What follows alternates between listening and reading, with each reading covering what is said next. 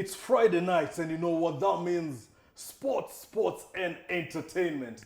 And just like last week, it's 100%. 0.01 tuliachia mbali sana. And word of caution, don't sit next to your ex. Especially over a big scandal. Sawa? My name is Joe Saina and I'm joined by Lotan and Big Will in the building. Good God Almighty. Monday night was not Big Will in the building.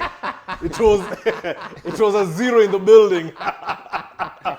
We'll talk about that much later. That's part of our segment. There's football, there's UFC, there's boxing, there's the trivia where I think Big Will wants to salvage a win at least. Do you know what? I actually think Will should win a lot more trivia. Maybe Liverpool lose more. Yeah?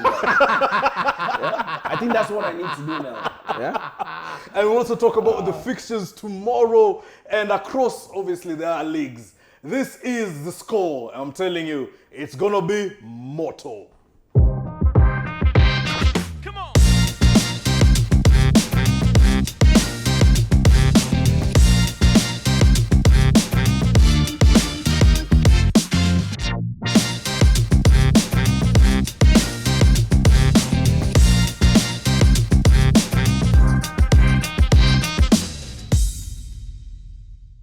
Hashtag the score K, hashtag all day, every day, Akipikis our handles. This is going to be a very interesting show because for the first time in this season, Manchester United is above Liverpool in the league table. That alone is an achievement, let me tell you. Lotan is laughing. Yes, them they're in the upper echelon of 1, 2, 3. Big Will and I are in the lower one of 15 to 18, 15 to 20. Seriously? Yeah. As in, like, you're so happy you're above us, right? Yes. You should be contending for the league title, not being It's only above the us. third game, come on. Yeah, really? Yeah. Actually, they should start a new episode of All or Nothing starring Liverpool. A lot of nothing. Oh, he said it. Right, then we'll talk about the Premier League fixtures that happened over the past weekend. We'll look first at Tottenham versus Wolves that ended 1-0. Lotan, I'll come to you. And I think I asked you this earlier on. Yeah. Do you think this one-dimensional attack phase of Tottenham, using the Harry Kane as their main source of attack, do you think it might backfire on them? Not one really, of these days? man. I mean, the one thing we know about the Premier League is that as long as you can get the points adding up on the board, you're safe. The day you stop getting the points on the board, then you need to be, or rather, you're at risk. So I think Tottenham's ability to obviously nick it in the death, get that 1-0, it works for them. So I don't think we should demand romantic football, passionate football, or tiki-taka football from them. That's what you guys are doing at City. You just described City. But you see, their manager is not Pep Guardiola. Their manager has hair. My manager does not have hair. So it's very different. So it's based on what your manager believes in. And he's won Serie A like that. He's won Premier League like that. He's tried to attack the Champions League like that. And he's gotten results. So I wouldn't blame Tottenham for what they did. But Wolves are going to be cooking teams this year, man. That one's for sure. Matthias Nunes, Gonzalo Guedes, obviously Akina Johnny at the back and everything. Jimenez. They are going to be an amazing, amazing team. I can't wait to watch a lot more of Wolves this year. All right then. So Conte mentioned and said that Tottenham are not at a very high level at the moment, despite obviously Kane scoring his 250th goal of the Premier League, surpassing Sergio Aguero's, and obviously closing down on Alan Shearer. Yes. He said they're not at a very high level at the moment. And that's why I go back to, like, do they need more phases in attack? Do they need to be more solid maybe in the midfield? What did he mean when he said this? I just think they've not hit their straps yet, because when I saw them in their first game against Southampton, they really blew them away.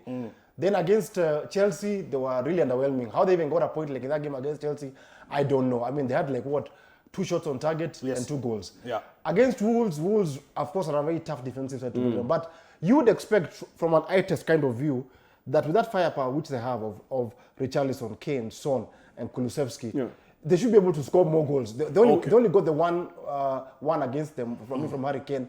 I was expecting more, but as Lotan has said, as long as the points are just adding up this early part of the season, you're okay. All right, then, adding up this early part of the season. And that's something that Arsenal are doing. Absolutely. 9 on the bounce, 9 points. Yes. 3 out of 3. They're best ever start since 2004-5 season. When they won the league. No, they didn't win the league in 04. Okay. Was that the unbeaten season? They had beaten. That's a bit. That The unbeaten season was 2-4. was 03 or 4. 03 or 4. Okay. Or 4 or 5, they were still a title contender. So here's the thing. Jesus was bullying, literally, the defenders. I mean, that's something that we didn't see in Man City as a Man City player. No, whereby not really. He was running at defenders and actually bullying them down. No, not really. I think at City, the threat assessment is equally shared in that front line. But you see, at Arsenal, he's obviously the focal point of every form of attack. Yes, he's actually the tip of the spear. Yeah. Correct. When it comes to how they attack. You just pulled your Masai thing in there. But you see, the one thing that obviously Arsenal fans need to be encouraged about is, I think Zinchenko will be one of the most brilliant signings of the season, based on how we are seeing teams like Man United spending ludicrous amounts of money. Yes, in the Premier League. But I mean, when you look at how they're able to play Saliba, what a revelation is panning out to be. So my only concern, Saliba's goal. I mean, my only concern with Arsenal is they start so well in the first half, and then they drop off levels in the second half. And if they find a team that's obviously more relentless or very difficult to play against, then they might be in problems. We're talking about dropping levels, and surely Chelsea Oh, dropped the ball Sunday. 3-0, I didn't see losing that to coming, Leeds. man. Yeah. Big Will. For me, I think that goal, that opening goal was for me the difference. Because a place like Leeds at Elland Road, with that crowd there, the moment they just smell fear and you guys when they smell lose blood. and they smell blood, that's it, man. That for me was the turning point. Forget about goal number 2 or goal number 3. That howler by Mendy was it.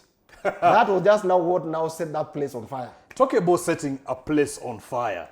I was talking to a friend of mine, and then at one time he told me Newcastle are up by 2-1 to City. And I asked myself, wow, this all derby. I mean, it set the place on fire, especially 100%. When you guys brought it back. No. I'll be honest, and this is not me gassing our team up. I don't think either of your teams come back from that 3-1. I'm just being honest. No, because one, it was away, and then two, the nature of the goals. I don't think we conceded the goal where we would have said, oh, that was unlucky. That was a fluke. We conceded goals where deep down all of us were like, God damn it. Yeah, but you hardly see City being scored 3 goals, man. We got it's played, rare. man. It's rare. We got it last year against Tottenham. Obviously, there's a game again we played last year against Leeds, where it was more like a cricket score. So it happens once in a while in the season. Yeah. But this one, I think I loved how we came back, and I think that's what will galvanize the team. We didn't get the 3 points, but the team spirit, the camaraderie, and the verve and the vroom to come back is what I loved. And this is what Pep had to say about St. Maximin's performance, because even you could see I think there was a snapshot of Pep holding his head when St. Maximin was approaching. He was terrorizing. He was terrorizing Kyle Walker. So this is what Pep had to say. They put contact with St. Maximin, and after, when they are able to do it, go right, left, is so his aggression with the ball is so deep, you have to defend. Or you stop it before he get the ball, he stay there. Always is difficult. So he's an excellent player. Kyle make an incredible job. All the people do it. So I know how difficult it is, and that's why we should run more than usual. Yeah, it's funny what Lotan said, that if it was either Liverpool or Manchester United, none of them would have recovered from 100%. a 2-1. 100%. From a 2-1 behind. 3-1, bro. 3-1 behind to 3-1. Newcastle. Away. But there's someone who stayed behind and stood behind the whole Monday night. And I'm talking about Liverpool. Manchester United did the thing that they did, that Liverpool didn't think Manchester United would do, and defeated them 2-1. All right, courtesy of counter-attacking football, different strategies, and obviously the short Martinez coming and roaring back. Because guys said he's short. He is short, but he performed differently. I want to get your opinions, quick one, Lotan. Before you start laughing, I don't know who you're laughing at, but what happened? I can tell you who he's laughing at, by the way. It's actually both of you. This was a case. You can't laugh at us. We won the game. No, fair enough. But this is a case of both of your enemies lost. You guys got the 3 points, but you're not a threat. They are the big threat here. They're the big threat who are behind now everyone. No, fair enough, because Liverpool will still catch up at the end of the day, and they'll still catch up. So it's just about ticking a few boxes. But anyway, let's talk about the matter at hand, which was the game on that night. And Liverpool looked like a shell of who they normally are. I mean, Van Dijk's aura finally has disappeared. Yes. He can't defend with his aura Last again. game in a Liverpool shirt. Yeah. Obviously, the last time him and Gomez played a game together was that 7-1. Lost to Aston 7-2. 7-2? Yes. To Aston Villa a year ago. 2 years ago. Obviously, it's come back Yes. to haunt both of them. Trent Alexander-Arnold, I think the pressure has gotten to him. The pressure that he can't defend, it's now, everybody can now see it. Yes. It's now vivid. And What do you mean he can't defend? He's been defending for the last 2-3 seasons. He can't defend. Yeah. He really can't. Teams exploit. And everybody now attacks Trent. Yes. Everybody attacks Trent. And you see the fact that Liverpool didn't have either Naby Keita or Jonathan Henderson to be partnered by Thiago. They struggled to obviously get out of the second gear and obviously produce something. So I think Klopp needs to go into the market because you might win the next 3 games, but immediately after the international break, I think teams like Arsenal might pick you guys Yeah, true. aside. Yeah. So If I were to meet Arsenal right now, I would really be fearful. So now let me ask you now the oxymoron question. What do you think worked for Manchester United as a Liverpool fan? You should be asking me what went wrong for Liverpool. No, he's told me already what went wrong for Liverpool. So what worked well for Man Manchester United United? came up with a very good plan. And I think I discussed with you this on Saturday. Yes. Counter-attacking strategy. 100%. Don't play 4-3-3. 4-2-3-1 was going to work. And counter-attacking. Yeah. Take the ball to the wings.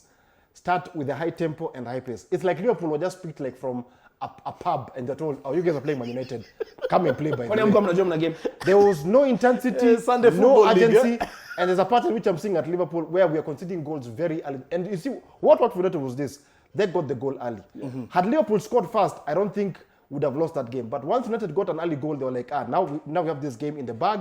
Let us play a counter-attacking game. Because Liverpool, I think, had like what, 70% of the possession. But United just needed like 3, 4, or 5 touches, and with it, 2 goals were scored. 2 goals were scored. Cristiano Ronaldo didn't start. He came in the 82nd minute. Maguire didn't start. Maguire didn't play. Not even start. Didn't play. Didn't play. Yeah, didn't play a game. And so things went well for Manchester United. So much so that the manager couldn't hold in his happiness. And he decided to say this live on air. We can talk about tactical, but it's all about attitude. And now you see, we bring the attitude on the pitch. There was communication, there was a fighting spirit, and especially there was team. And then you can see what they can achieve because they can could play football. You had 9 days. Sorry, apologise for a language if there was a little F-bomb dropped in there. Sorry. Do apologise for that. Yep, and that's what he said. I can't believe it. I'm sure you can't believe it. But he said that one other thing we couldn't believe was a certain knockout Sunday morning. Or in other people's times, it was still Saturday night. UFC. Leon Edwards kicked something or knocked out something that we thought that would never happen. Usman was knocked out. Usman Kamaru. Clean. His first ever defeat as a knockout. He has had only 2 defeats in his career. It's a 20-2. Clean record, but he did not expect that. And I want to come to you and understand this, the schematics of this. Was it that he was... My man said schematics. This guy is Googling words now. That's why he's using his phone, bro. Schematics. What is this, a counter-terrorism thing? Opaqueness of the war. Let's go. These guys are afraid of clean English, bro. So Leon caught him on a flash. I'm telling you, a proper knockout. Was it that he read the gameplay? He read this guy's fighting skills from all his matches? Because people have tried to knock Usman out. They have not gotten the chance. I mean, obviously, Usman is known as, what's his nickname? He has a weird nickname that sounds something a little half devilish, to be honest. The Nigerian Nightmare. The Nigerian Nightmare, that's the name I was looking for. And he's obviously the one person that everybody, he's the epitome of obviously UFC. He's like the Lewis Hamilton of that particular sport. But yet again, I think once in a while, and that's the beauty of sport, you get caught out. And when you get caught out, it's all about can you come back? We saw Anthony Joshua as well. Losing to Usyk. Yeah, got beaten during the weekend. And he came out and he said, you know what, I want to get another bout. So if Usman can get back into the ring as soon as possible, and obviously get that losing feeling out of his system, I think it's going to be fine. It happens, it's sport. And it's fun. It's a funny thing, and we're going to show guys later on. Leon trained on it. Leon has been training on that knockout kick. No one thought about it. Okay. And if you see with the footage that we're going to play in a bit, that this was calculated. You know, I'm not going to use the word schematics again. It's bringing a problem in the studio. Just make it easier. It was an albatross away from his neck. Yes, it was. Hey, you see, now I'm not Googling. Now you've agreed on that, huh? I'm tired, man. Now you're using even a bad albatross. I'm just tired, man. Hey, Kizungu now, Leo. Hey. I think Manchester, you won. I thought it was a well calculated kick, and it just out of the blue, very strong kick, and just took out the sting out of Usman, and that was it. For me, I think it was a game changer, and what a fight. So only now Ngannou and Adesanya have the remaining titles in Africa, because now this one went. But speaking of knockouts, and speaking of not even knockouts, disappointments and unprofessionalism in the boxing world. Good God Almighty, Anthony Joshua versus Usyk. What happened, man? What happened to Joshua? I think he was overconfident. I think he thought he was overconfident. Yeah, he was overconfident in terms of, I can do it. I mean, this guy is there for the taking. Yes. And then sometimes I think in a sport where it's very individual, it's 1v1, your preparation matters 110%. You see, in sport, obviously, Lisandro Martinez can carry the team, Varane can carry the team. But in a sport where, like boxing, you need to be at your peak, 110%. So I think he was just got out, man. And I thought also Usyk was a street smart boxer. 100%. Yes. I mean, the way he was landing his blows, he knew when to go for them. He knew he had planned himself very well on how to fight Joshua. And he knew he could take him as long as he could. Yes. And he also knew that if it was down to that one single punch, he still had that in his back pocket. His unsportsmanlike behavior after the match, whereby he took the mic and delivered a very awkward speech and took away Usyk's shine. You know, was that him trying to justify that he can still go on as a boxer? Was he trying to call out other boxers? Because already now he's landed a fight in December against the lineal heavyweight champion. The Gypsy King, yes, Tyson Fury. He's landed a match in December. Was that his strategy at that point? Who? Anthony Joshua? Anthony Joshua, yes. No, I thought he was very salty. I think he was not a very good professional because, I mean, first of all, I mean, you don't throw belts. After you've lost a fight, you need to compose yourself, man. You've lost. Compose yourself and then give a very good, a very good press conference. But I thought he was coming out as a sore loser, and you know, his stock as a boxer is going down, man, because he lost to that chubby boy of Mexico. Now he's lost to Usyk twice. So surely now, chubby boy. What cash now does he have now to fight even Tyson Fury? Because I think the whole world has been waiting for him to fight Tyson Fury. But I don't think it'll be a fight which we'll It's no longer big again. Yeah, it's no longer big, man, because you're losing fights, man. You should be winning. So that by the time now you fight now with Fury, you know you're almost at par. But if you're losing now fights to some unheralded boxers, man, doesn't look good on your CV. Yeah. It doesn't look good on his CV, and they were not at par. But one thing is for certain, when we come back this weekend, certain racing event is back. We talk about the Formula One, and we're also talking about a bit of rugby. Big Will's team will be playing in the early mornings on Saturday, but let's see if they can get another win. We're talking about New Zealand when we come back.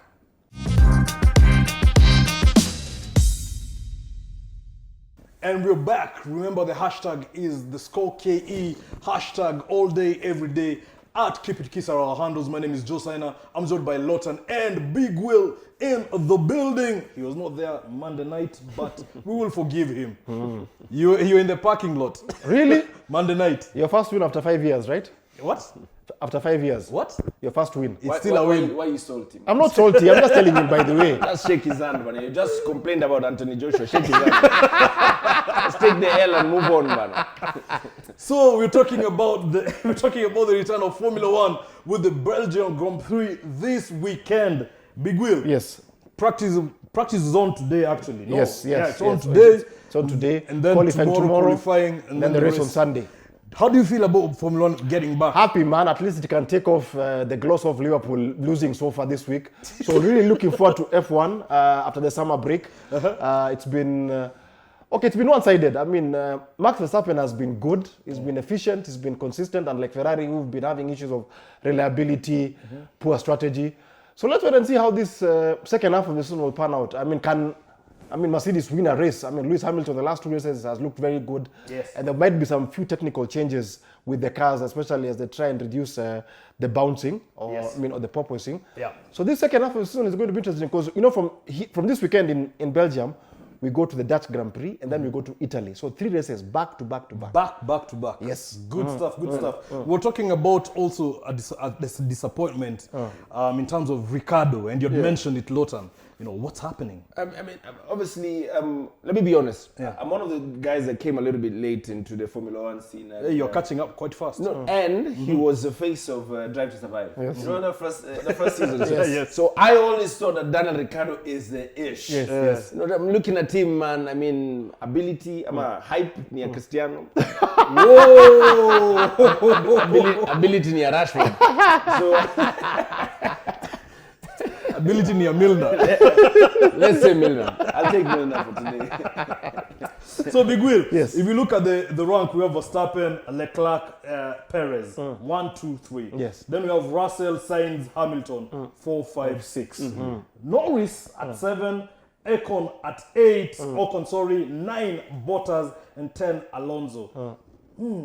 In fact, the big question for me is in that ranking. Yes. I think everyone all knows that I think Verstappen will win the World Championship. Yes, Yeah. yes. I think it's as good as done. Yeah, who's going to finish second? Who's going to finish second? Yes, who's Because going to finish it's second? a matter of 5 points between Leclerc and Perez. Yes. Matter of 5 points. But Leclerc needs to get a lot of. He needs to get his act together. Yes. I think this part, especially the next 3 races, are very crucial so that he can build that momentum. Because towards the summer break, I think if he can place fatigue, I don't know what happened. Yes. I mean, I don't know how you get fatigue when you're driving. But anyway, Hey, you lose kgs though. Hey. It's a poor race strategy from Yes. from Ferrari. from Ferrari. Yeah. All right, good stuff. Strategy did not work. Another strategy that never worked was the first few games of the New Zealand coach in rugby 15s, whereby Big Will was calling for his head until he won. I think the first win was last week, 2 weeks Yeah, ago. 2 weeks ago in the South Africa in Yes, Joburg. yes. So this weekend, tomorrow morning, we'll have us at Aston Villa. What am I talking about? We'll have Australia versus South Africa. Now this can be a football match at least. Maybe they can go toe to toe. At 8:30 a.m. And then at 10:45 we have New Zealand versus Argentina, which should not be played as football. That would be as rugby. Quick one, Big Will. Let's go straight into Australia versus South Africa. At Adelaide Oval. do you think South Africa can upset the odds and Australia get a win against have had a Australia? lot of injuries. They were taken to the cleaners by Argentina in the last game by a huge margin, 48-17. They were home. They were away in Argentina. Away in Argentina. Yeah. So South Africa right now will want to bounce back from losing to New Zealand. the All Blacks at home. They're the better team, I think. They've got the better forward pack. They are much more settled. Australia have had to jumble their team, bring in a few guys from outside. Yeah. So I think for the first time since 2013, I see South Africa winning All right. on Wow. Australian soil. Yes. So South Africa winning on Australian soil. And then we have New Zealand versus Argentina. Lotan, these are mismatch if it's football. No, 100%, man. Luckily it's rugby. I don't think even they play the same football. But obviously, like Big Will, who's a resident All Black in studio, said that obviously New Zealand need to get a little bit more sail under the wings. Yes. Argentina is going to be a good test for them, but them being at home, it should be a good ground, obviously, for them to get a result and obviously start preparing themselves for what should be an amazing World Cup. So if they can show the world that it wasn't luck against South Africa, that we cannot build on that consistency, then I think it's as good as done for New Zealand. Yeah. All right, it's as good as done for New Zealand. But if you're not interested in the 15s, there's something called the Sevens rugby. Yes. And I'm talking about the LA Sevens. Yes. California. California. That's like home ground, man. Dubai and LA is like It's like home ground for Kenya. it's like Ngong Road. It's like Queens, eh? Big Will. Yes. So are you seeing now a change in the pace for the Kenya Sevens this weekend in LA? They played quite decently at the Commonwealth Games in Birmingham. They got to the quarterfinals, but this one is a bit tricky because we're playing Samoa, who are playing very well right now. Then we play Scotland, then England. It's a tricky pool. Remember, we've got the Sevens World Cup, which is in Cape Town in the next 10 days. So I don't know how we're going to fare. My hope is that we can just get it to the... We get points against Samoa? Now we get a win again. Or even, it's a first game. The first game is normally the game whereby now you test yourself. So if you can get a win against Samoa, and then maybe against Scotland, then maybe lose against England, I think we'll be fine. Yes. Well, good thing is that that's not a football game, because can Kenya defeat Samoa in football? I don't think we have a team. No, honestly, we don't have a team. We don't know so much about Samoa in football, but rugby, yes. Yeah. They're a very strong nation. Lotan asked a very good question. Do we have a football team? I don't think we have a national team. The national team at the moment. This is not banter. We genuinely don't have a national team. Let's not talk about football. Football is in chaos in this country, man. Honestly, right now, it's the last thing you want to talk about. Well then, when we talk about chaos, we only get to one thing at the moment, and that is the trivia. This is Lotan and Big Will. Actually, it's Big Will opportunity. Back to back. Back to back. Yeah, I won last week. Trivia. I won last week. Relax, it's one victory. Yeah, I won it's last okay. week. For anyone who didn't watch the show last week, Big Will won. He Yes. emphatically said it. Yes. All right. But was let's my say point. this week. Let's say this week he will be the winner. So we will start with the winner. Yes. Yes. All right. Finally. Let's so I go. get the football question. I'm seated first. Thank you. So, Big Will, Yes. which Premier League player has my been God. substituted the most times? Which Premier League player has been Jesus substituted the most times? You should have asked me about the Olympics. No. Or rugby or tennis. Oh my God. So, which Premier League player has been substituted the most times? A. Ryan Giggs. B. Ole Gunnar Solskjaer. C. Gareth Barry. D. God. Emil Heskey. Again, A. Ryan Giggs. B. Ole that's a Gunnar wild one, man. Solskjaer. C. Gareth Barry. And D. Emil Heskey. Can I try just in case he fails it? So he will start and then I'll give him a try. But you know there's no point. No, yeah? no, fair enough. Okay, fair fine. enough. I think the Masai man, Ole Gunnar Solskjaer. You're wrong. Yeah. Can I try? Try it. So it's Gareth Barry, Ole. No, A is Ryan Giggs, then Ole, then Gareth Barry, then Emil Heskey. I'll say Heskey. You're also wrong. It is Ryan Giggs. Ryan Giggs has been substituted 134 times in the 134 Fair enough, times. he's played the longest. Yeah, he's played the longest, yes. Yeah. I'll go for Heskey also, but yeah, it was Gareth Barry. I mean, sorry, it was Ryan Giggs. All right then, Lotan. Sorry, man. Which Premier League player has missed the most penalties? Oh my God. So you guys want football questions? There Yeah. you go. Which Premier League player has missed the most penalties? Is it Frank Lampard, Steven Gerrard, Thierry Henry, Alan Shearer? I'll repeat again. Is it A, Frank Lampard, B, Steven Gerrard, C, Thierry Henry, So wait, D, so Frank Alan Shearer? Lampard, Steven Gerrard, Thierry Henry, and then Alan Shearer. missed the most pens. Yes, missed the most penalties. Frank Lampard, he was clutch. Gerrard was clutch as well. Yeah. Right then, you have 5 seconds.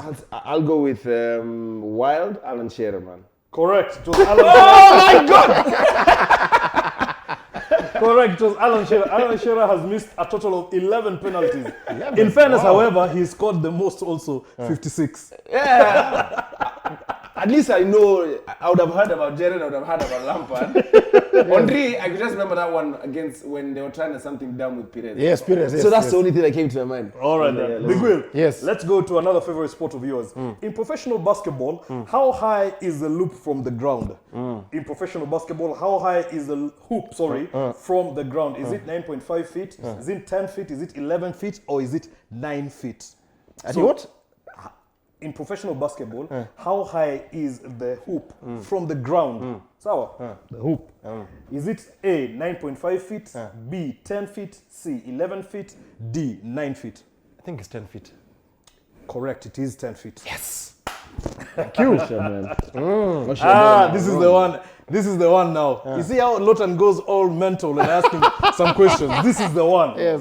In what year did the modern Olympics start? This is the one. That's easy, man. No. Let's see.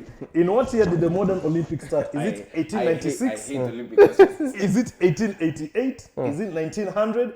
Is it 1908? In what year did the modern Olympics start? So is it A, 1896, 1896? B, 1888, C, 1900, D, 1908. 1896, 1888, 1900 or 1908? Yes. That's like the same neck of the woods. That's like 10 years apart. Imagine! That's like 10 years apart. Oh man, it's going to be wild again, bro. 1800? This 1886. 1896, 1888, 1900, 1908.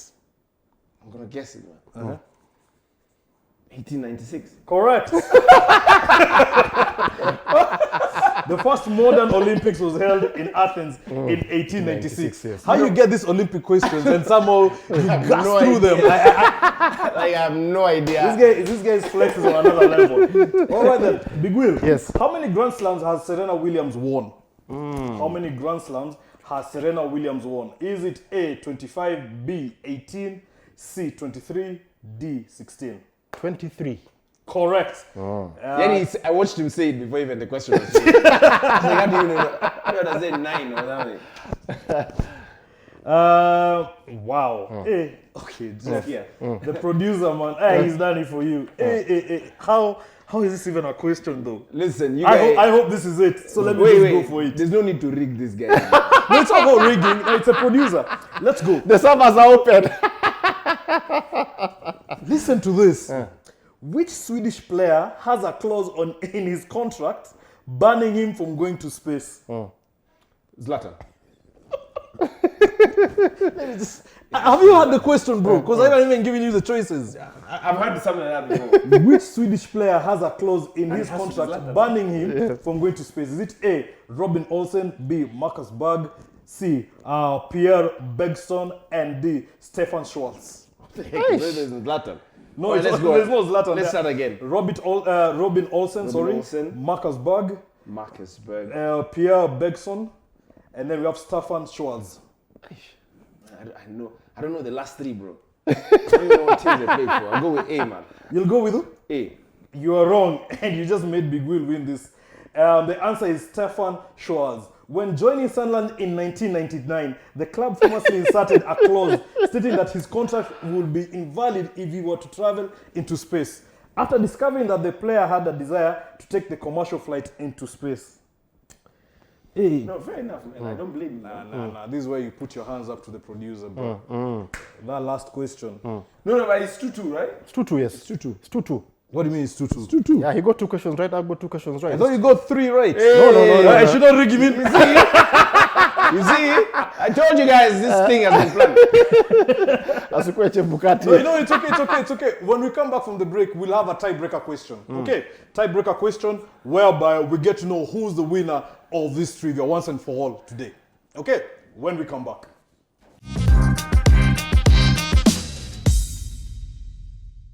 And we're back. Remember the hashtag is the ScoreKA hashtag all day, every day. Akipikis. My name is Joe Saina. I'm joined by Lotan and Big Will in the building. Now, in the previous session, we had a trivia that went to a tie between Lotan and Big Will. So what we've decided to do is have the tiebreaker and get a decisive winner for this week's trivia. Now, gentlemen, you have 10 seconds to answer this question or to think carefully and answer this question. The first person who obviously buzzes the table first, a bit louder, gets the opportunity to answer the question. Okay, if that doesn't work, we'll still have to go to another question. But for now, let's go for this one. Okay. Yes. So, who holds the record for the most headed goals in the Premier League? No choices. You're wrong. Who holds the record for the most headed goals in the Premier League? Harry Kane. I can continue, right? There, 10 seconds. He hasn't tapped it. You have to tap. Okay. Harry Kane. You're wrong. Peter Crouch. Correct. It was as a guess, man. I win again. Back-to-back winner. So Peter Crouch holds the record for the most headed goals in the Premier League. How many? Well, my producer will get back to me with that one. But just to have fun. No. Me, I know the answer. Just to have fun, yeah? When he's getting me that statistic. let's play around with one more question. Most Premier League appearances by a player.